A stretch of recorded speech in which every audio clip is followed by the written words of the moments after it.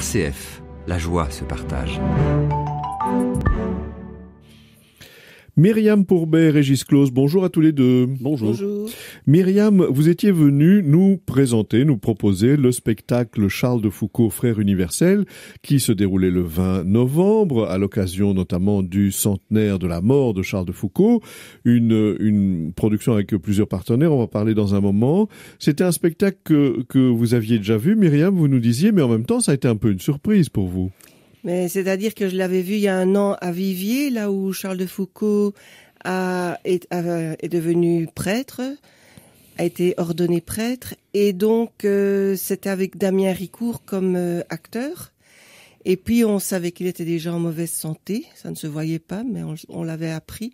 Et puis voilà, ce fut un autre acteur qui est venu, et donc par Francesco Agnello, qui est le metteur en scène et le musicien, j'ai appris que Damien Ricourt, de fait, n'allait pas bien du tout. Donc voilà, moi je recevais le même spectacle avec un autre acteur. Et alors, qu'est-ce que vous en dites, Myriam ? Bien, c'était bien sûr le même sujet, le même scénario. Et évidemment, au début, j'étais un peu interloquée parce que c'est pas tout à fait le même style.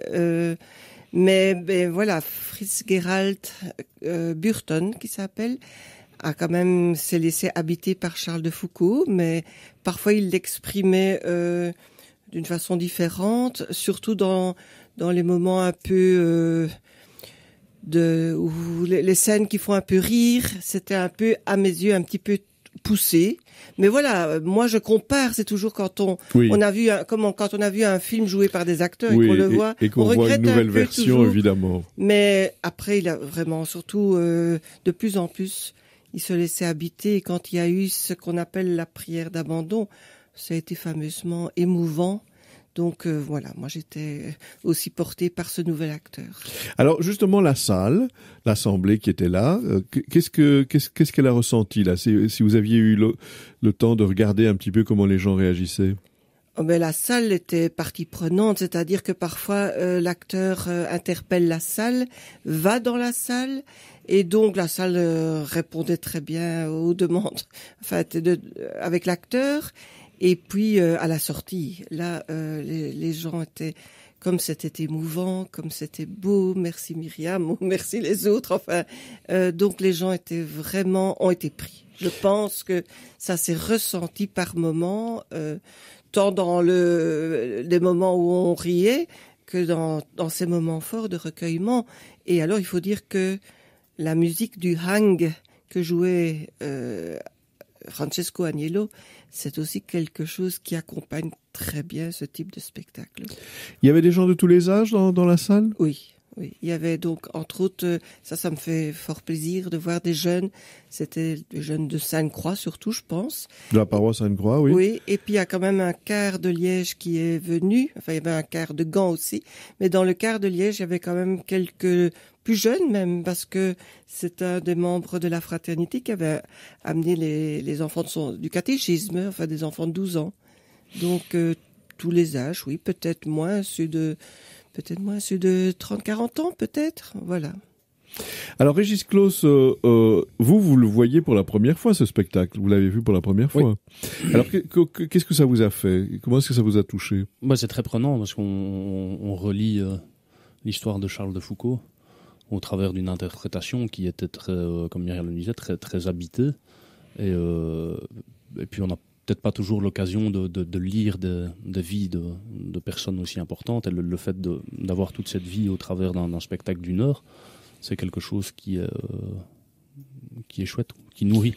Alors justement, quand Myriam suggère un partenariat avec El Kalima pour présenter ce spectacle, et avec d'autres, avec le pôle jeune et d'autres personnes, qu'est-ce qui vous a plu dans l'idée d'être partenaire de cette pièce ? Mais ce qui m'a plu, c'est les relations que Charles de Foucault entretenait dans la deuxième partie de sa vie avec les musulmans. Il cherchait à habiter parmi les musulmans, et pour les personnes qui l'entouraient. Donc c'est ça qui a attiré à mettre El Kalima dans le coup. Alors justement, Charles de Foucault, il était dans son désert, ou en tout cas dans des régions relativement inhabitées. C'était quand même il y a un siècle, puisqu'on fête le centenaire de sa mort. Vous trouvez que son attitude, son style, sa manière de faire parle encore aujourd'hui, et notamment dans les villes comme à Bruxelles où vous travaillez? Ah oui, je pense que c'est une parole et un agir encore tout à fait actuel dont on devrait prendre exemple. Oui, bien sûr. Quelle est l'attitude selon vous qu'il inspire à des gens d'aujourd'hui? Le respect, le dialogue, qu'est-ce que vous diriez? Le respect et l'abandon de soi au projet de Dieu, en fait. C'est surtout cette notion-là. Oui. Alors, Myriam Pourbet, évidemment, ce spectacle vous avait plu. Vous trouvez qu'il met Charles de Foucault à la portée des gens d'aujourd'hui? Oui, je trouve. D'abord, il y a sa conversion, mais sa conversion qui ne vient pas en une fois. Donc, c'est un processus dans sa vie, une évolution, et donc cette recherche de sens, d'être en cohérence un peu avec sa recherche. Et ça, je pense que dans le monde d'aujourd'hui qui n'est pas très facile, où les repères ne sont plus ce qu'ils étaient dans le temps, peut-être qu'avant ils étaient trop étouffants.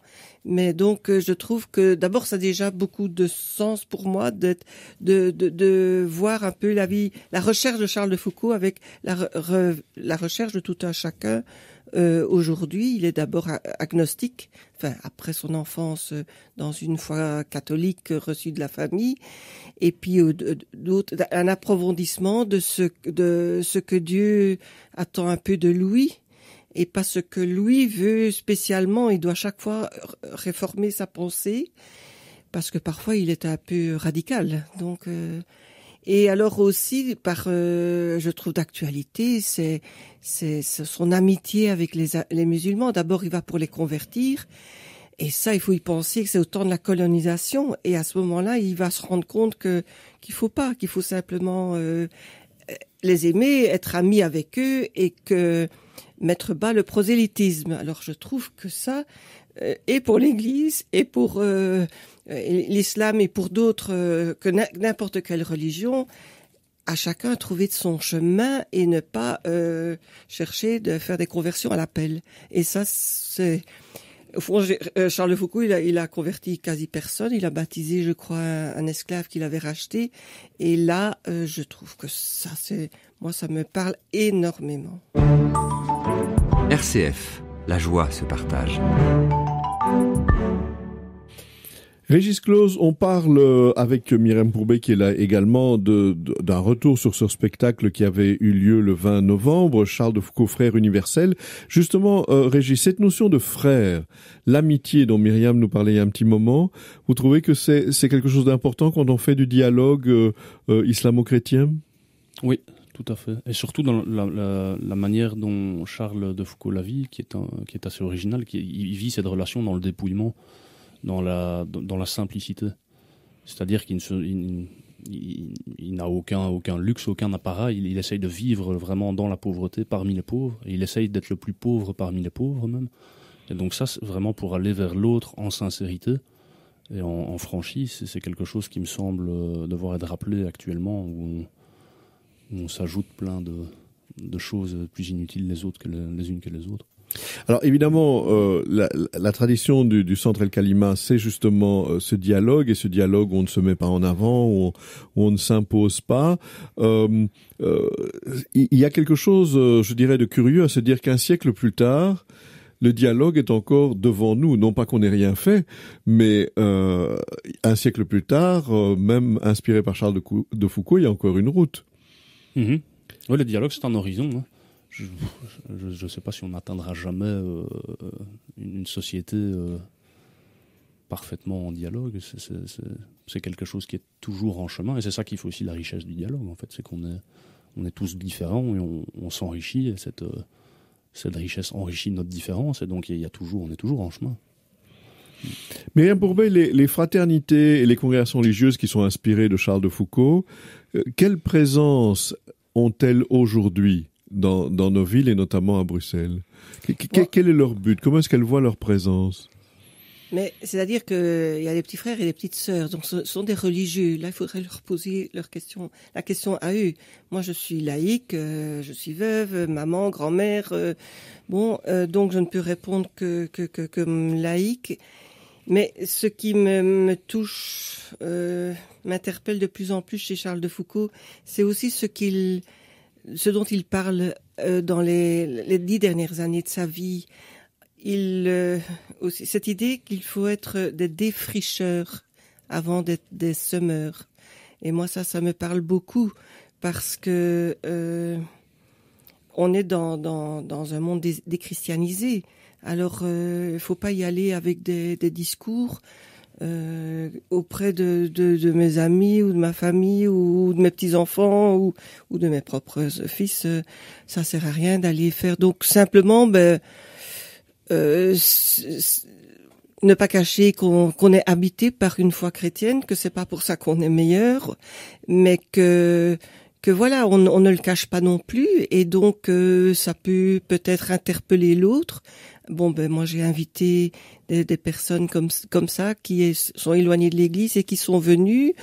Moi c'est ma petite façon de défricher. Après semera, il y aura une semence ou pas, c'est plus mon affaire. De toute façon c'est l'affaire de Dieu aussi, hein, donc je lui laisse.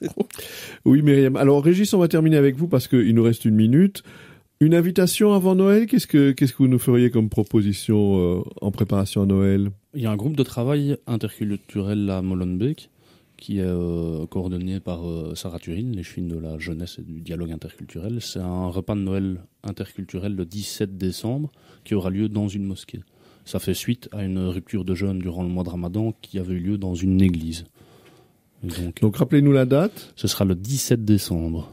Alors une autre proposition peut-être, ou qu'est-ce qui vous vient à l'esprit? Une autre proposition, on organise avec d'autres associations qui œuvrent pour le vivre ensemble, on organise une marche pour la paix le 1er janvier à 15h à Bruxelles, dans le centre de Bruxelles. Eh bien, on en reparlera certainement bientôt. Avec Myriam plaisir. Pourbet, Régis Claus, merci beaucoup à tous les deux d'être venus nous présenter, un retour sur ce spectacle Charles de Foucault, frère universel, le 20 novembre dernier à l'occasion du centenaire de sa mort. Merci à tous les deux et à bientôt. Avec plaisir, au revoir. Au revoir. RCF